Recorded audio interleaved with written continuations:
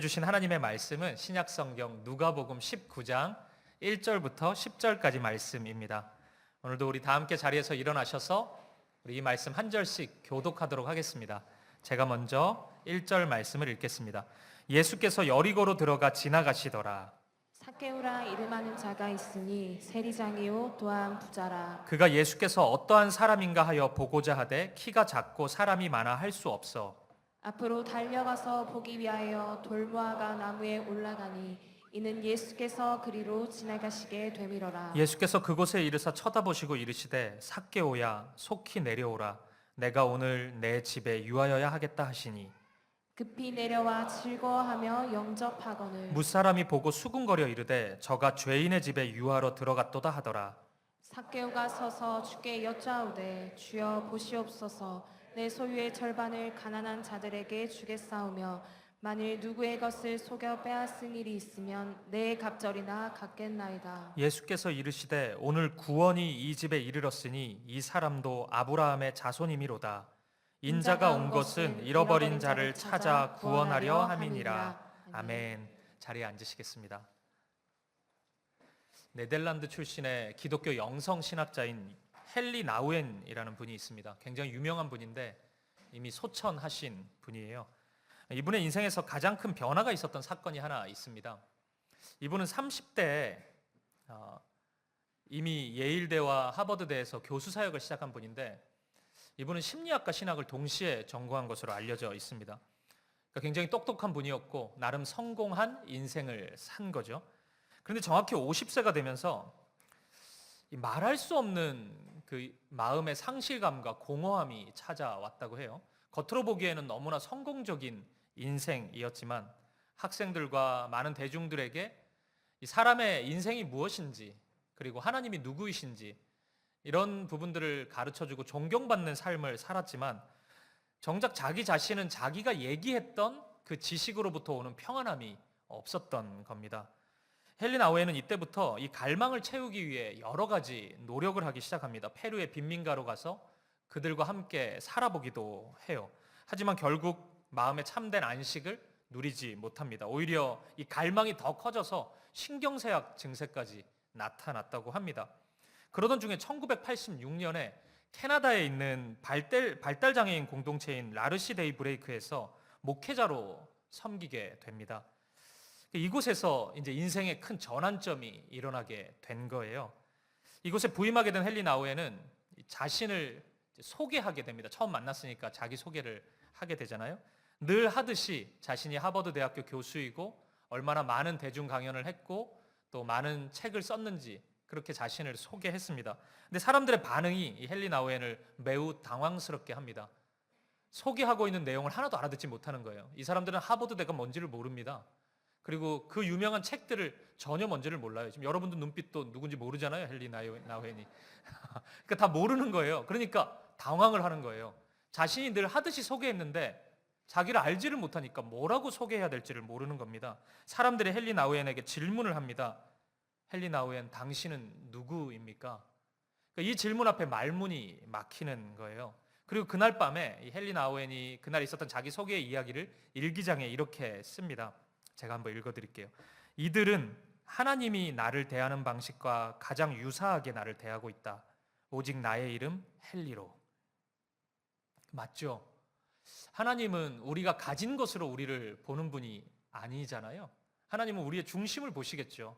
우리의 마음, 그 중심에 무엇이 있는지를 보실 겁니다. 성경에 이런 말씀이 있어요. 사무엘상 16장 7절에 사람은 외모를 보거니와 나 여호와는 중심을 보느니라. 하나님은 이런 분이시죠. 이 세상은 우리가 가진 것을 통해서 내가 누구인지를 알아가려고 하지만 하나님은 그렇게 바라보시는 분이 아니죠. 우리의 중심을 보시는 분이십니다. 우리의 마음의 중심을 오직 바라보십니다. 이 경험이 이 헨리 나우엔의 마음을, 감정을 조금씩 치유하기 시작합니다. 그리고 자기 자신이 누구인지를 조금씩 찾아가기 시작해요. 그리고 헨리 나우엔은 자신의 삶을 마감하는 날까지 이 발달장애인 공동체, 이 지체들과 함께 머물게 됩니다. 사랑하는 여러분, 여러분은 어떠십니까? 오늘 여러분이 자기소개를 해야 된다면 여러분은 어떻게 소개를 하세요? 그러니까 여러분이 가지고 있는 거 말고, 내가 가지고 있는 그 무엇, 내 포지션 이런 거 말고 그거 다 치우고 여러분을 있는 그대로 소개할 수 있으십니까? 오늘 제가 성경에 있는 한 인물을 여러분에게 소개해드리고 싶습니다. 그러니까 이 사람은 어떤 세상적인 기준으로 보면 나름 성공한 인생을 살았어요. 하지만 헨리 나우엔처럼 마음에 깊은 어떤 갈증, 목마름을 경험하고 있었던 사람입니다. 그러니까 이 사람이 결국 예수님을 만나게 되거든요. 우리가 주목하고 싶은 게 그거예요. 이 사람과 예수님의 만남입니다. 그래서 오늘 이 설교를 통해서 우리 모두 안에 있는 어떤 마음의 깊은 갈증, 목마름을 좀 볼 수 있으면 좋겠고, 그것을 내버려 두시지 않고 따뜻한 사랑으로 안아주시는 하나님의 사랑을 오늘 함께 경험할 수 있기를 간절히 소망합니다. 오늘 우리가 살펴보고 싶은 인물은 삭개오라는 사람입니다. 교회를 조금만 다니신 분들은 들어본 이름입니다. 삭개오는 제법 유명한 성경 인물 중에 한 사람이기 때문입니다. 오늘 말씀을 보면은 이 삭개오라는 사람의 몇 가지 정보를 우리에게 제공해 주고 있습니다. 먼저 본문 2절 말씀을 한번 보시겠어요?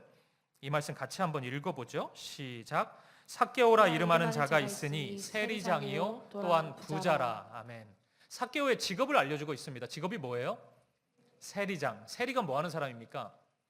세금 거두는 사람이죠. 근데 장이 붙었잖아요. 우두머리입니다. 그러니까 굉장히 성공한 사람이죠. 그러니까 어떤 그 고위직 공무원 정도 이렇게 생각해 보면 될 것 같습니다. 나름 성공한 인생처럼 보입니다. 그리고 또 뭐라고 설명해요? 또한 부자라고 소개합니다. 그러니까 지금 삭개오가 자기 스스로 내가 부자다 얘기하는 게 아니고, 누가 보더라도 이게 뇌피셜이 아닌 거예요. 누가 보더라도 부자인 겁니다. 이 사람은 누가 보더라도 부유한 삶을 살고 있는 사람이구나, 이렇게 평가할 수 있습니다. 그런데 그 다음 절인 3절에 보면은 약간 독특한 삭개오에 대한 정보가 이어서 나옵니다. 3절을 보세요. 그가 예수께서 어떠한 사람인가 하여 보고자 하되 키가 작고 사람이 많아 할 수 없어. 키가 작았다는 정보를 주고 있습니다. 갑자기 삭개오의 신체적인 특징을 알려주고 있어요. 오늘날 우리 사회는 이 외모지상주의 사회이기 때문에 키도 하나의 스펙 아닙니까? 사람의 신체적인 것도 무기가 되고 자랑이 되는 시대입니다. 뭐 그래봤자 다 2m 조금 안 되는 키인데 그거 가지고 우리는 좀 안절부절 못하고 그러죠. 일전에 TV에서 어느 여성분이 남자 키 180 안 되면 다 루저 아닌가요? 이런 얘기를 한 걸 들었어요. 다 루저인 거예요. 우리가 남성부터 여기. 근데 어차피 다 거기서 거긴데 뭐 그래봤자 키 커서 뭐 할 수 있는 게 많이 있는 건 아닌데, 우리는 그런 5cm 이런 거 가지고 막 내가 괜히 어깨에 힘이 들어가고 내가 뭐 대단한 걸 가지고 있는 것처럼 보이고 그런 사회를 살고 있죠. 삭개오가 어떤 이런 신체적인 부분에 좀 그 스스로에 대한 자신감이 없었다라는 생각을 좀 해볼 수 있을 것 같아요. 1세기 그레코 로만 문화에서는 오늘날처럼 뭐 180 이런 기준이 아니고, 자료를 보니까 한 150cm 이하가 키가 작은 기준이었다고 해요. 그러니까 삭개오가 150 이하였을 가능성이 조금 있습니다. 물론 오늘날과 같은 이 외모 지상주의 판을 치고 있는 이런 분위기는 아니었겠지만, 그래도 1세기 당시에 삭개오에게 있어서 이런 키는 하나의 신체적인 컴플렉스가 아니었나 우리가 충분히 추측해 볼 수 있을 것 같습니다. 그런데 이 말씀을 읽다 보니까 이 키보다 더 큰 컴플렉스가 삭개오에게 있다는 것을 알 수 있어요. 본문 7절 말씀을 보십시오. 무사람이 보고 수군거려 이르되 저가 죄인의 집에 유하러 들어갔도다 하더라. 조금 있다가 예수님을 만나거든요. 예수님이 삭개오 집에서 하루 자겠다고 말씀합니다. 지금 모여있는 사람들이 예수님 보고 싶어서 온 거거든요. 그러면은 사랑받는 사람이었으면 와 잘됐다 박수를 쳐주겠죠. 그런데 사람들이 수군거리기 시작합니다. 굉장히 중요한 장면이에요. 왜냐하면 사람들이 삭개오를 우호적으로 보지 않았다는 증거이기 때문입니다. 사람들이 삭개오를 싫어했던 것 같아요. 왜 싫어했을까요? 왜 수군거렸을까요? 왜 삭개오를 가리켜서 죄인이라는 표현을 하고 있을까요? 1세기 로마의 통치 시절에 이 세리라는 직업은 약간 독특한 면이 좀 있습니다. 이게 로마라는 국가에 속해 있는 국가 공무원이니까 매우 안정적인 직업인 것은 분명한데 로마의 통치 아래에 있는 피지배국가 사람들 입장에서는 이 세리가 로마 편에 서가지고 세금을 걷어가고 그러니까 좀 약간 매국노 같은 그런 느낌이 좀 있었던 것 같아요. 우리나라로 치면 일제시대 친일파 같은 느낌을 좀 주는 직업인 겁니다. 게다가 로마가 이 세리들에게 허락해 준 것이 정해진 세금 외에 더 많이 거둘 수 있도록 권한을 주었습니다. 그러니까 정해진 것만 로마에 갖다 바치면 나머지는 인센티브 형식으로 세리가 가질 수 있었던 거예요. 세리는 점점 부자가 됐겠죠. 근데 세금을 많이 거둘 만큼 세리는 행복한데 사람들은 고통받았을 겁니다. 저 인간들 우리 등골 휘어지게 만들고 피 빨아먹으면서 부자 된다 이런 비난을 받았을 겁니다. 성공하면 성공할수록 자신의 동족들에게는 미움을 받을 수밖에 없는 직업이었던 겁니다. 여러분 이 정도 정보를 모아보면 삭개오라는 사람이 어느 정도 그려지는 것 같아요. 이 사람은 세상적으로 보면 어느 정도 성공한 사람입니다. 열심히 살았겠죠. 그냥 세리 됐다고 해서 다 세리장 되는 거 아니지 않습니까? 열심히 했고 최선을 다했을 겁니다. 애쓰고 노력했을 겁니다. 그래서 어느 정도 위치에 올랐고 어느 정도의 성과도 내었습니다. 그런데 살만한 그 순간 저는 이 삭개오가 묘한 외로움에 사로잡히지 않았을까 생각해 봅니다. 겉으로만 화려해 보일 뿐 삭개오가 세리라는 직업을 자랑스럽게 생각했을까요? 쉽지 않았을 겁니다. 사람들이 자신들에게 세금 거두러 올 때나 굽신굽신거리지 삭개오 떠나고 나면 삭개오 칭찬하겠습니까?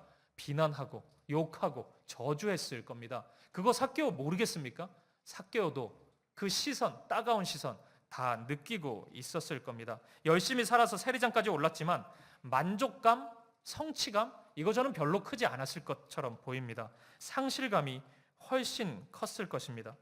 마음에 말할 수 없는 이 세리장까지 올랐으니까 제법 커리어가 쌓였는데 그 순간에 말할 수 없는 상실감이 공허함이 삭개오에게 찾아왔던 것입니다. 이것이 삭개오 인생에서 가장 큰 문제가 되었을 거예요. 제가 왜 이렇게 확신 있게 얘기를 하냐면 그 이후에 삭개오가 보여주는 돌발 행동 때문입니다. 오늘 본문 3절 4절을 다시 한번 보시겠어요? 우리 같이 한번 읽어보겠습니다. 시작. 그가 예수께서 어떠한 사람인가 하여 보고자 하되 키가 작고 사람이 많아 할 수 없어 앞으로 달려가서 보기 위하여 돌무화과 나무에 올라가니 이는 예수께서 그리로 지나가시게 되밀어라. 아멘. 삭개오가 수많은 군중들 앞에 나와요. 대체적으로 나를 다 미워한다고 생각할 때 이런 용기를 낸다는 것은 쉽지가 않습니다. 연예인들이 큰 인기를 얻다가 안티팬들이 많아지기 시작하면 정신적으로 굉장히 힘들어하지 않습니까? 막 치료도 받는다 그러고 이게 사람이 그런 두려움이 있거든요. 저도 이렇게 설교를 하다가 목사님 너무 좋아요 이런 얘기만 늘 듣다가 설교가 그게 뭡니까 이런 얘기 들으면 잠을 못 자요. 그렇게 얘기한 사람은 없는데 그러면 이게 사람이 정신적으로 조금 어려움에 직면합니다. 삭개오를 생각해 보면 쉽지 않았을 것 같아요. 다 자기 미워한다는 거 아는데 지금 뭐 공적인 업무를 수행하러 나가는 것도 아니고 그냥 나가는 거잖아요.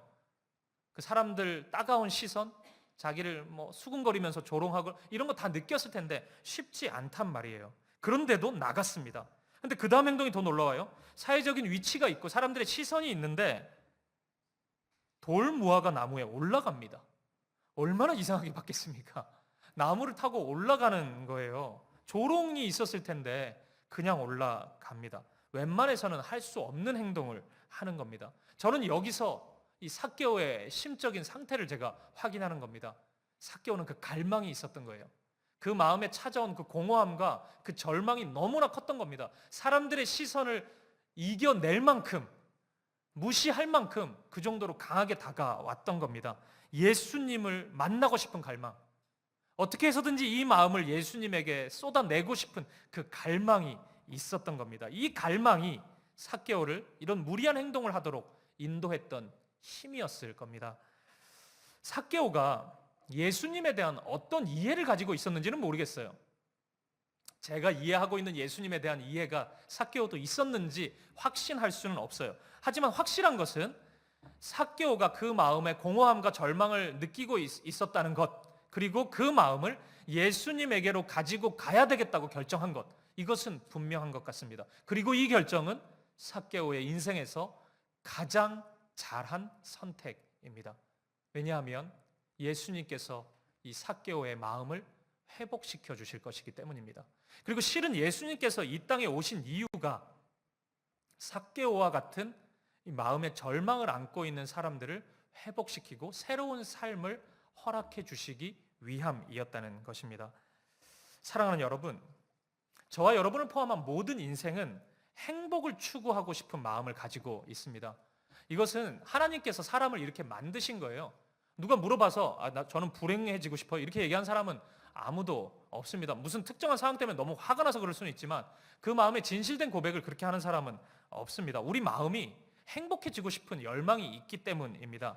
이 세상은 이 세상 과학은 이 존재하는 눈에 보이는 이 세상이 없는 것에서 그냥 갑자기 빅뱅 같은 것으로 이렇게 생겨났다고 이야기하지만 성경은 이 복잡한 우주가 이 세상이 그렇게 간단하게 생겨난 것이 아니라고 이야기해 줍니다. 하나님의 계획 안에서 디자인한 세상이에요. 그리고 사람은 우주보다 더 복잡해요. 그 사람도 하나님이 만드셨다고 분명히 말씀합니다. 그리고 유독 사람에 대해서는 하나님의 형상을 따라 만들었다 그렇게 말씀합니다. 이 성경을 보면 흙으로 사람을 지으시고 사람의 모양은 된 거예요. 이게 신이니까 이제 그렇게 만든 거예요. 근데 그 코에 생기를 불어넣었다고 그렇게 말씀합니다. 그러니까 생명의 영이 들어간 겁니다. 우리는 그걸 영혼이라고 부르죠. 그러니까 영혼이 우리 가운데 들어오게 된 겁니다. 그리고 이 영혼은 이 기독교 신앙 안에서는 세 가지 기능을 이야기합니다. 지성과 정서와 의지입니다. 그러니까 하나의 지적인 활동을 할 수 있도록 만들어줘요. 그리고 어떤 정서, 감정을 느낄 수 있도록 해줘요. 그리고 의지가 있습니다. 무엇을 결단하고 힘을 낼 수 있는 것이 이 사람의 영혼의 기능 가운데 있다는 겁니다. 그리고 성경은 이 영혼이 하나님으로 충만할 때, 즉 하나님과 교제할 때 참된 만족과 행복을 누릴 수 있다고 분명히 말씀합니다. 다시 말해서 우리의 지성이 하나님을 아는 지식으로 가득해질 때, 그리고 내 감정이 하나님을 느껴질 때, 하나님의 사랑 같은 것이 느껴질 때, 그리고 내 의지가 하나님의 뜻과 계획, 그것과 일치될 때 사람이 행복해진다는 거예요. 사람이 참된 기쁨이 시작된다는 겁니다. 성경을 읽다 보면 가끔 살아있으나 죽은 것 같다 이런 표현이 나오거든요. 그게 저는 이 영혼의 기능이 마비된 것을 표현한다고 생각합니다. 이 영혼이 있는데 하나님과 교제가 일어나지 않으니까 그 기능이 제대로 행사되지 않는 겁니다. 행사되지 않는다는 게 지능이 마비가 되고 이런 얘기가 아닙니다. 하나님과의 교제가 일어나지 않는다는 거예요. 그러면 사람이 본래의 그 목적대로 살아갈 수가 없게 되는 것입니다. 저는 이 땅의 삶 가운데 우리가 느끼는 다양한 환경 속에서 느끼는 그 마음의 결핍이 이러한 문제가 아닌가라는 생각을 가져요. 이 사람 안에 영혼이 있다는 것은 하나님이 그걸 불어넣으신 것이기 때문에 그 영혼이 완전함을 추구할 수밖에 없거든요. 영혼을 하나의 인격체라고 우리가 본다면 이 영혼이 완전해지고 싶은 거예요. 충만해지고 싶은 거예요. 뭔가 완전한 것을 경험해보고 싶은 거예요. 그러니까 그 갈증이, 갈망이 우리 가운데 있는 거죠. 우리 안에 있는 영혼이. 근데 그것을 이 세상에 무엇으로 채우려고 하면 만족이 잘 안 되는 겁니다. 영혼이. 돈을 좀 많이 벌어본다든지 명예를 얻어본다든지 이 세상의 힘, 쾌락 이런 게 순간적으로 즐거움을 줄 수는 있는데 그게 내 마음에 영원한 만족을 주지는 못하는 거예요. 그럴 수밖에 없다니까요. 하나님이 우리를 그렇게 디자인했기 때문입니다. 이 세상의 것은 결코 우리의 영혼을 온전히 채울 수 없는 것입니다. 저는 예수님께서 이 땅에 오신 이유가 여기에 있다고 확신합니다. 우리의 영혼을 그러한 절망으로부터 건져내시기 위해서 예수님이 이 땅에 오신 것입니다. 가끔 어떤 분들은 교회에서 얘기하는 복음에 대한 이야기, 예수님에 대한 이야기가 좀 황당하게 들린다고 얘기하더라고요. 예수님이 하나님이신데 왜 죽어요? 하나님이. 그것도 이상하잖아요. 그리고 사람에 의해서 죽는다 그러잖아요. 어떻게 하나님이, 신이 사람에 의해 죽을 수 있습니까? 또 3일 만에 다시 살아난대요. 살아날 거 왜 죽어요 그러면? 그것도 이상하잖아요. 그러니까 많은 합리적인 의심이 생긴다는 거예요. 그럴 것 같아요. 생각해보면 이상하죠. 예수님 뭘 보여주실 거면은 굳이 그렇게 힘들게 뭘 인간으로 옵니까 하나님이. 그냥 말로 하면 되지. 그냥 설명만 하면 되지. 이러이러해서 내가 이렇게 할 건데 그냥 했다고 치자. 이렇게 얘기하면 되지. 굳이 우리와 같은 인간으로, 그분이 예수님이시잖아요. 굉장히 독특한 거잖아요. 하나님이 인간이 된다는 게. 그렇게 와서 굳이 고난당하고 죽음 당했다가 또 그분은 죽음을 이길 수 있는 분이니까 또 다시 살아나셔요. 그런 걸 보여주신 이유는 무엇일까요? 저는 여러 가지 이유가 있지만 예수님의 죽음이 보여주는 것은 우리의 결핍을 보여준다고 생각해요. 예수님은 빛으로 이 땅에 오셨어요. 당시 사람들이 보면은 예수님의 말씀을 가만히 듣다 보면 불편해요. 우리 마음에 있는 어두움을 자꾸 들추시거든요. 잔소리처럼 들렸나 봐요. 그래도 사람의 마음에 선함이 조금이라도 있다면 어두운 가운데 있던 사람이 빛이 비춰지면 좀 불편하긴 하잖아요. 눈도 부시고. 그래도 그걸 참아내려고 했을 겁니다. 받아들였을 거예요. 근데 사람은 그렇게 하지 않았잖아요. 예수님을 밀어냈습니다. 없었으면 좋겠다고 생각했어요. 죽여버려야 되겠다고 생각했어요. 너무 강한 빛이니까, 너무 온전한 빛이니까 저 빛이 있으면 너무 불편한 거예요. 사람들이 모여서 생각해낸 게 그 빛을 없애버리자는 거였습니다. 저는 여기서 인생의 한계를 바라보는 거예요. 사람이 행복을 추구해봤자, 기쁨을 찾아봤자 결국 이 정도인 겁니다. 이 세상을 창조하신 하나님을 밀어내버리는 것 정도밖에 안 되는 거예요. 이 폭력성이 어마어마하죠. 2000년 전의 기록임에도 불구하고 예수님이 당했던 핍박은 어지간히 해야지 어떻게 그 정도로 할 수 있냐고요. 그 잔인함이 나타납니다. 사람은 그 정도로 자기중심적인 거예요. 사람 안에 있는 이런 폭력성, 이런 결핍이 만들어내는 그런 어두움, 저는 이것이 예수님의 십자가 고난, 죽음에 그대로 나타난다고 생각합니다. 우리도 환경만 다를 뿐이지 얼마든지 그런 무자비한 인생을 살아갈 수 있는 자들입니다. 내가 어리석은 그 한 가지 얻어내려고 별의별 짓 다 할 수 있는 사람이에요. 그것이 인간성입니다. 예수님이 그것을 보여주셨어요. 근데 예수님은 우리의 그런 연약함만을 드러내신 것이 아니라 다시 살아나셨다고요. 부활하셨어요. 생명을 보여주셨습니다. 우리에게 그러한 삶 말고 새로운 삶이 시작될 수 있음을 알려주신 것입니다. 저는 부활하신 예수님이 우리에게 나타나셨다는 것은 우리에게 손 내미시는 사랑의 손길이라고 확신합니다. 새로운 삶을 시작하자고, 그런 어두운 삶 말고 새로운 삶으로 나아가 보자고 우리에게 초청하시는 것입니다. 저는 오늘 이 삭개오 이야기가, 예수님과 만나는 이야기가 예수님이 이 땅에 오신 그런 이야기를 아주 압축적으로 보여주고 있는 사건이라는 생각이 듭니다. 다시 오늘 본문을 보세요. 1절을 보면 예수께서 여리고로 들어가 지나가시더라, 이렇게 말씀합니다. 이 말씀에는 어떤 의도가 있어요.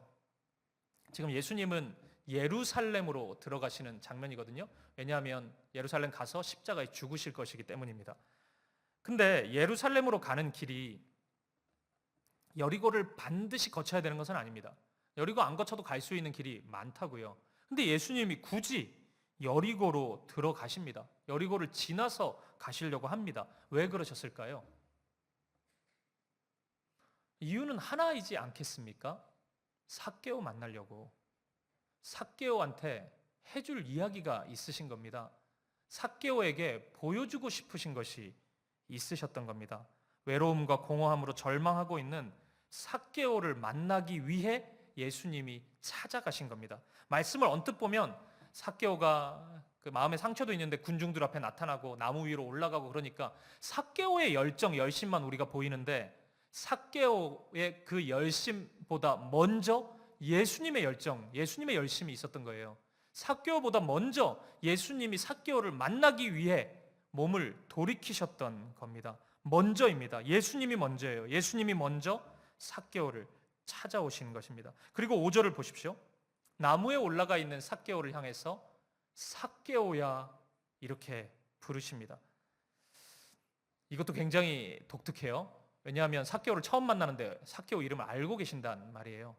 예수님은 삭개오의 이름을 이미 알고 계셨습니다. 삭개오의 이름의 뜻은 순결한 자예요. 하지만 삭개오는 순결한 모습하고는 전혀 다른 삶을 살아갔죠. 오직 돈에만 눈이 멀어가지고 동족이든 뭐든 그냥 세금 걷는 일에 최선을 다했던 사람입니다. 다른 이들의 고통을 조금도 돌아보지 않는 인생이었습니다. 그런 삭개오에게 예수님은 다시 이름을 부르시는 거예요. 순결한 자 삭개오야, 삭개오야, 이름을 부르십니다. 너는 보배롭고 순결한 자다. 예수님이 삭개오의 이름을 다시 불러주시는 것입니다. 저는 이것이 삭개오를 향한 예수님의 초청이라고 생각합니다. 새로운 삶으로 나아가자는 예수님의 첫 부르심인 것입니다. 그리고 네가 올라가 있는 그 나무 아래로 내려오라고 말씀하십니다. 삭개오에게 있어서 이 나무는 그냥 뭐 구경하기 위해서 잘 안 보이니까 올라갔던 나무 정도로 저는 해석해서는 안 된다고 생각합니다.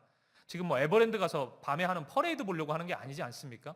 자신의 인생의 가장 큰 문제를 담고 이 나무 위로 올라갔습니다. 자신의 인생이 담긴 나무라고요.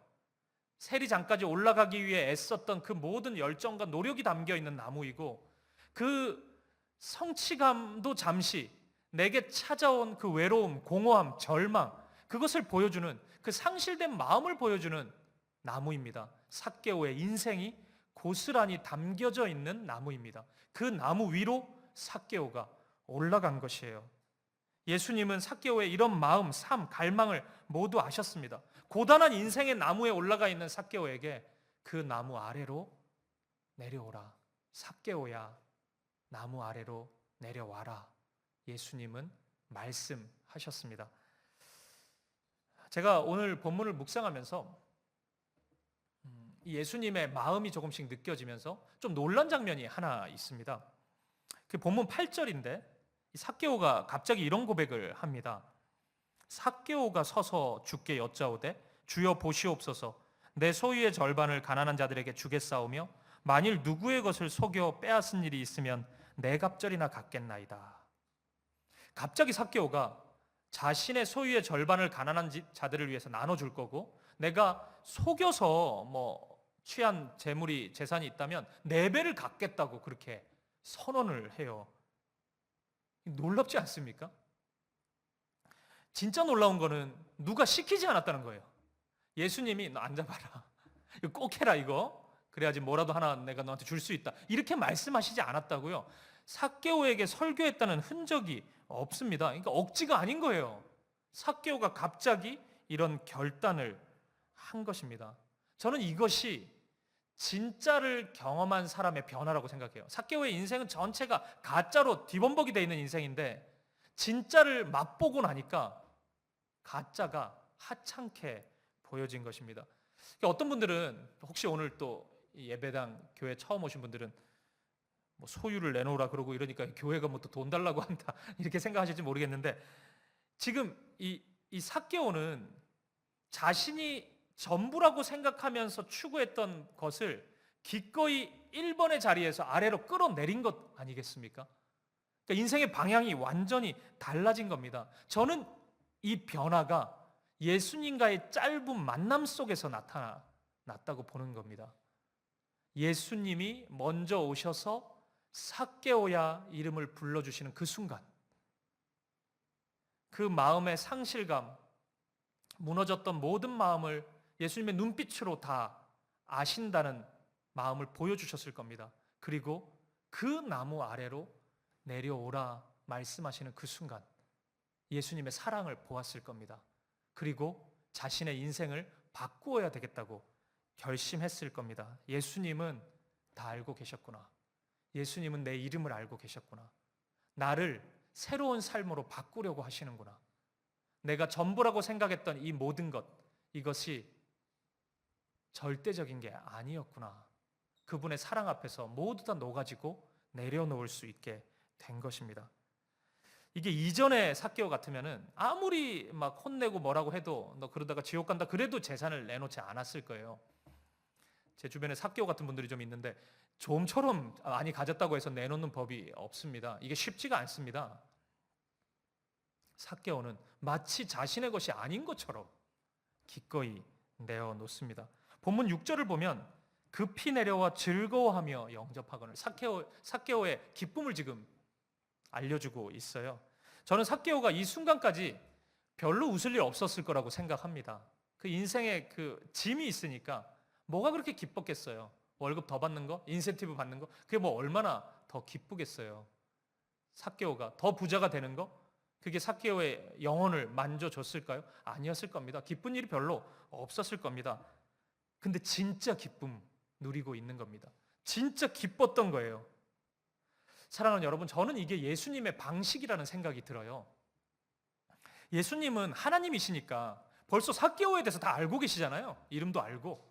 그러면은 이리로 와보라 그래가지고 네가 얼마나 악하게 살았는지 하나하나 다 보여주고, 내가 시간이 없으니까 10살 때부터 한번 보여줄게 이래가지고 쫙 보여주고 정죄하고 수치스럽게 만들고 지옥에나 가라 막 얘기하고 지금 회개해라 막 이렇게 얘기해도 솔직히 할 말은 없잖아요. 하나님이 그러신다는데 뭐 우리가 뭐 왜 그러냐고 또 이렇게 따질 것도 아니지 않습니까? 근데 예수님은 절대 그렇게 하지 않습니다. 그런 식으로 심판하시는 분이 아니십니다. 사랑을 경험케 하세요. 삭개오에게 사랑을 경험케 한다고요. 당신의 사랑이 무엇인지를 한마디 한마디 압축된 그 단어를 통해서 보여주시는 겁니다. 삭개오를 부르시는 그 순간 내려오라고 하는 몇 마디 없지 않습니까? 주님의 사랑을 보여주시는 겁니다. 그리고 그 사랑이 이제 곧 예루살렘에 가서 이루어지는 십자가에서 밝히 완성되고 드러나게 되는 것이에요. 요한복음 15장 13절에 보면 이런 말씀이 있습니다. 사람이 친구를 위하여 자기 목숨을 버리면 이보다 더 큰 사랑이 없나니. 아멘. 예수님은 기꺼이 자기의 목숨을 내어 주셨습니다.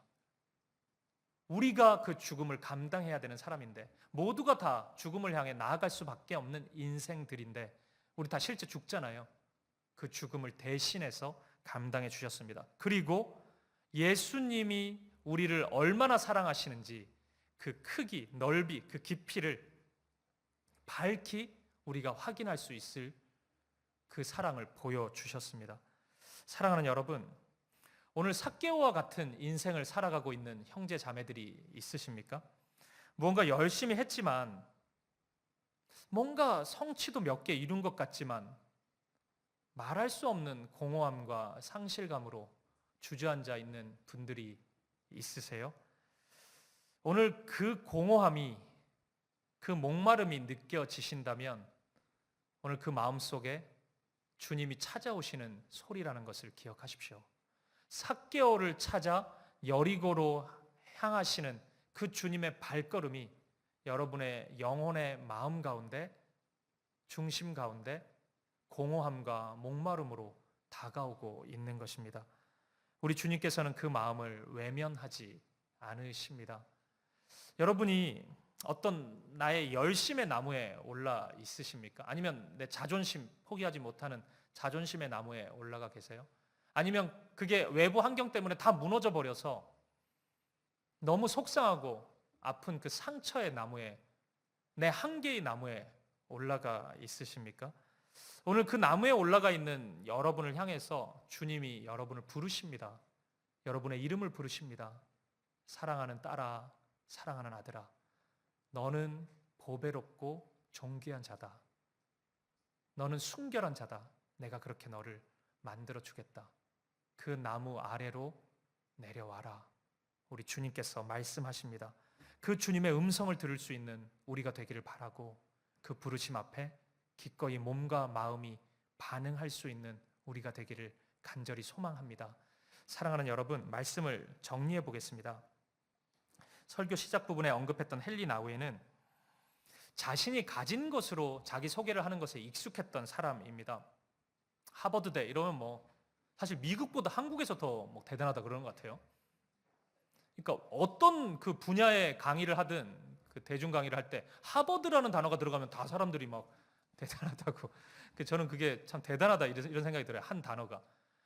그러니까 헨리 나우엔이 그런 사람이었어요. 사람들이 오와 다 했겠죠. 유명한 대중 강연을 많이 했고 수많은 책들을 썼고. 근데 여러분, 이 모든 것이 헨리 나우엔이 아닙니다.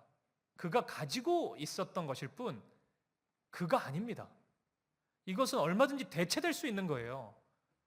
하나님은 헨리 나우엔을 그런 것을 통해서 바라보지 않으셨습니다. 오늘 삭개오도 그랬습니다. 세리장이었어요.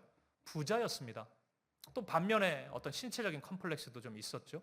많은 사람들이 자신을 미워했습니다. 그 미움받는 사람이었습니다. 하지만 이 모든 것들도 진짜 삭개오가 아닙니다.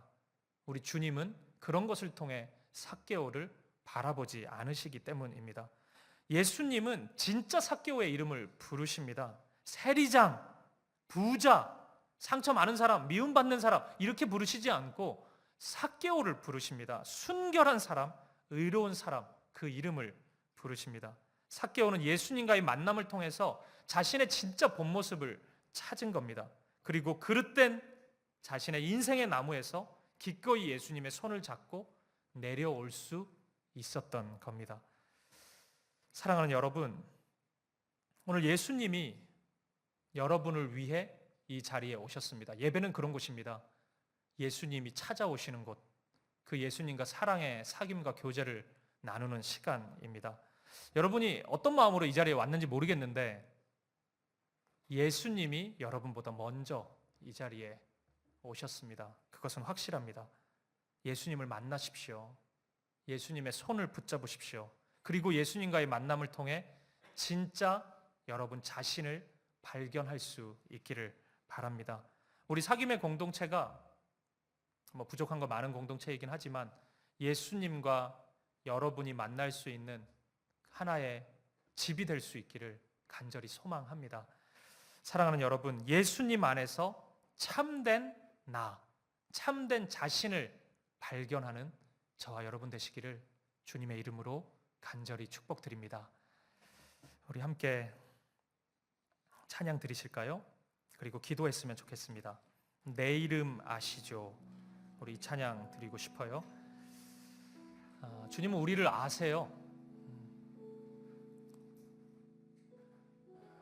세상은 내가 가진 것, 내가 소개하는 것만큼 나를 이해하려고 하지만 그러니까 거짓이 자꾸 들어오게 되죠.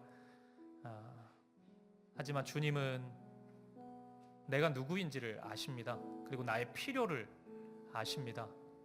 내가 어디에 있을 때, 무엇을 할 때, 어디로 갈 때 가장 기쁘고 행복한지를 우리 주님이 아십니다.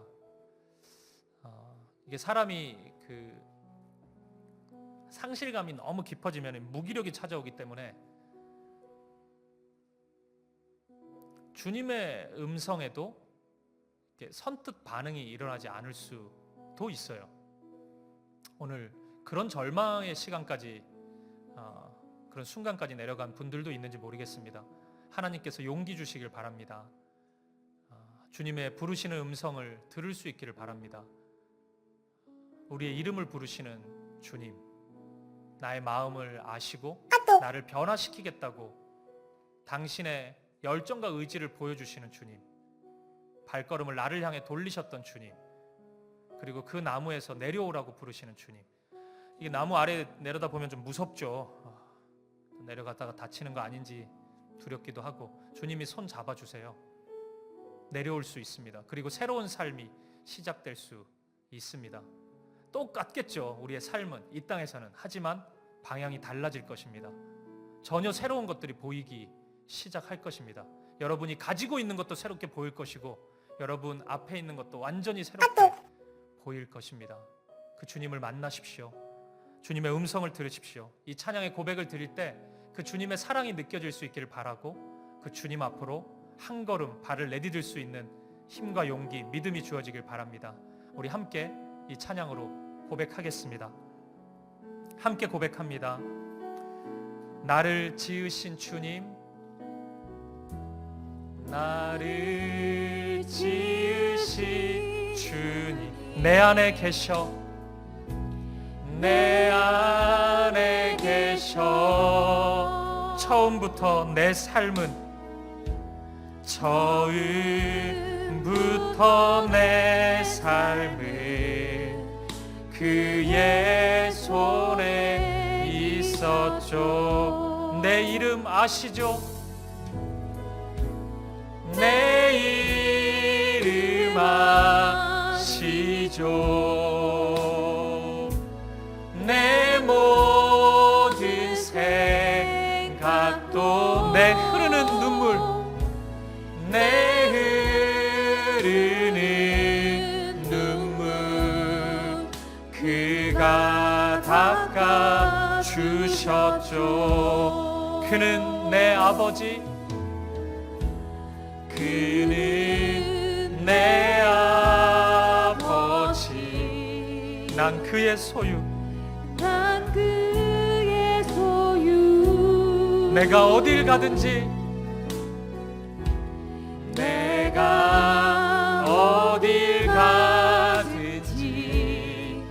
날 떠나지 않죠. 내 이름 아시죠? 내 이름 아시죠? 내 모든 생각도 아바라 부를 때 그가 들으시죠. 내 이름 아시죠?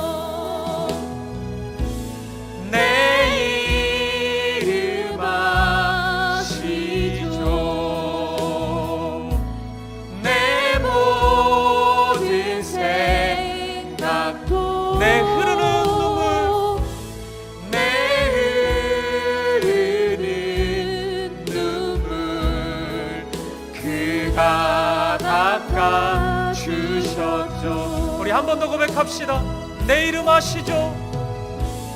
내 이름 아시죠? 우리의 모든 생각도 내 모든 생각도 아바라 부를 때 그가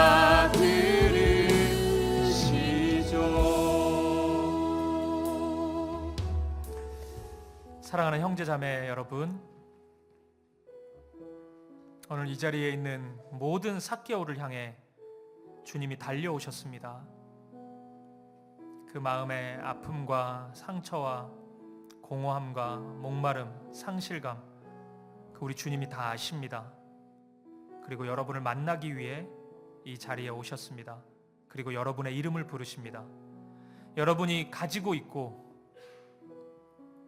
얻고 싶어 했던 이 세상의 무엇으로 여러분을 대하시고 부르시는 것이 아니라 여러분 본래의 모습, 여러분의 이름을 부르십니다. 그리고 그 이름 속에 여러분이 바르게 살아가야 할 방향이 담겨져 있습니다. 우리 힘으로 불가능하지만, 나는 여전히 연약하고 약하지만, 나밖에 모르는 이기적인 자이지만 주님이 그렇게 바꾸어 주시겠다고 말씀하십니다. 그 나무 아래로 내려오라 말씀하십니다. 우리가 함께 기도할 때 주님, 나를 부르는 주님의 음성, 그 사랑의 음성을 듣게 해주십시오. 그리고 이 나무 아래로 내려갈 수 있는 믿음과 용기를 주십시오. 두렵습니다. 불안하고 염려도 되고 내 다음 걸음이 걱정도 되지만 주님 내려오라 하시면 주님의 손 붙잡고 내려가겠습니다. 새로운 삶을 시작해 하여 주시옵소서. 진정한 만족과 기쁨, 내 영혼을 채울 수 있는 참된 행복의 자리로 나아갈 수 있도록 나를 인도하여 주시옵소서. 은혜를 부어 주시옵소서. 우리 이 기도 제목 가지고 한 마음과 한 뜻으로 기도하며 나아가겠습니다. 함께 기도하시겠습니다. 아버지 하나님, 오늘 우리의 이름을 불러주셔서 감사합니다. 하나님, 우리 여전히 저역하고 부족하지만 하나님이 주시는 그 사랑과 은혜와 그 위로 아버지 우리가 살아가며 고백하오니 하나님, 내 모든 걸음 가운데 주님 주시는 그 아버지 하나님, 인도하여 주시옵소서. 하나님, 아버지, 나를 먼저 찾아오신 주님 감사합니다. 나의 이름을 불러주셔서 감사합니다. 나를 변화시켜 주시옵소서. 모든 어두움에서 벗어나게 하시고 참된 빛으로 인도하여 주시옵소서. 아버지 하나님, 주님 만나기 원하고 주님의 은혜로 나아가기를 원합니다. 아버지, 인도하여 주시옵소서.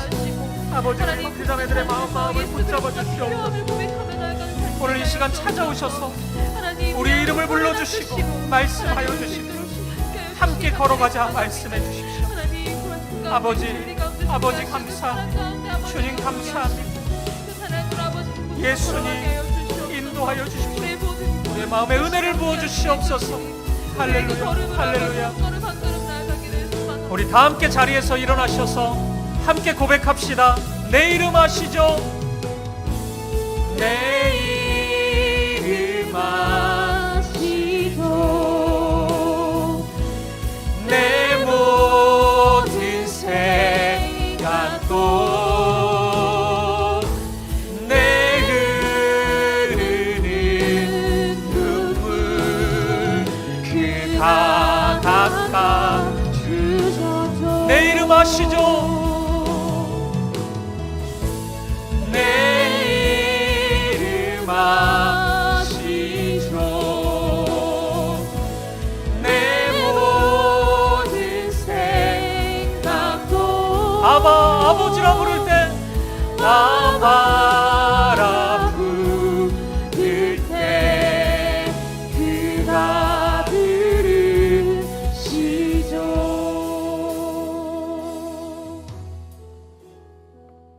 예수님,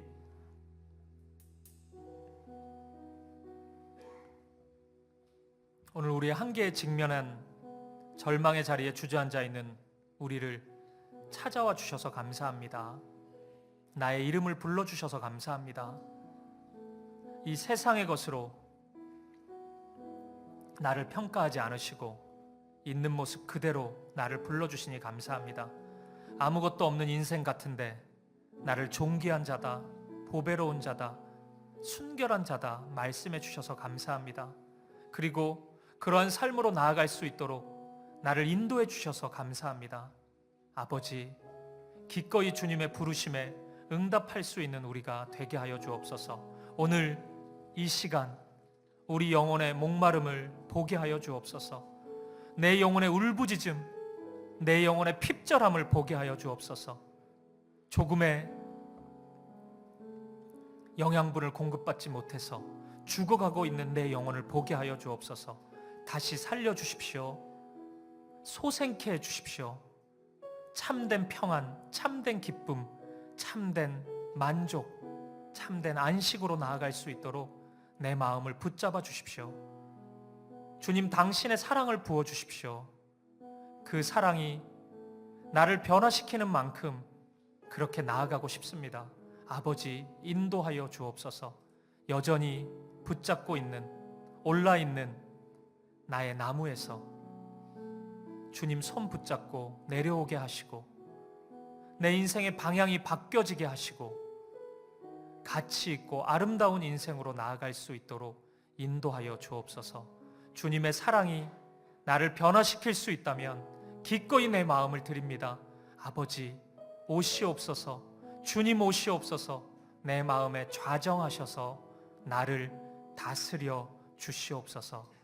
오늘 이런저런 현실의 문제로 눌려있고 아파하고 있는 사랑하는 형제 자매들, 미래에 대한 두려움으로 힘겨워하는 형제 자매들, 관계의 문제로 상한 마음을 안고 이 자리에 나온 모든 형제 자매들 마음을 만져주시고 치유하여 주옵소서. 하나님을 바라보게 하여 주옵소서. 하나님의 사랑으로 그 아픈 곳 덮어주시고 채워주시옵소서. 우리를 바른 길로, 의의 길로 인도하여 주옵소서. 그렇게 우리 자신을 온전히 보게 하시고 우리를 새롭게 하시고 새로운 삶으로 인도하시는 주님을 찬양합니다. 감사와 찬양을 드리며 살아계신 예수 그리스도 이름으로 기도합니다. 아멘. 이제는 주 예수 그리스도의 은혜와 하나님 아버지의 사랑과 성령의 아름다운 사귐이 오늘 나의 이름, 나의 본래의 모습을 그대로 받으시고 이름을 불러주시는 주님 앞에 기꺼이 주님의 손 붙잡고 내 인생의 무거운 나무에서 내려와 새로운 삶을 소망하며 나아가기로 결단하는 사랑하는 사귐의 교회 형제 자매들 머리 위에 아픔과 상처, 목마름 속에서 주님의 은혜를 사모하는 모든 상한 심령들 마음마다 이번 한 주간의 삶 가운데 그리고 이제로부터 영원까지 함께 있을지어다. 아멘. 아멘.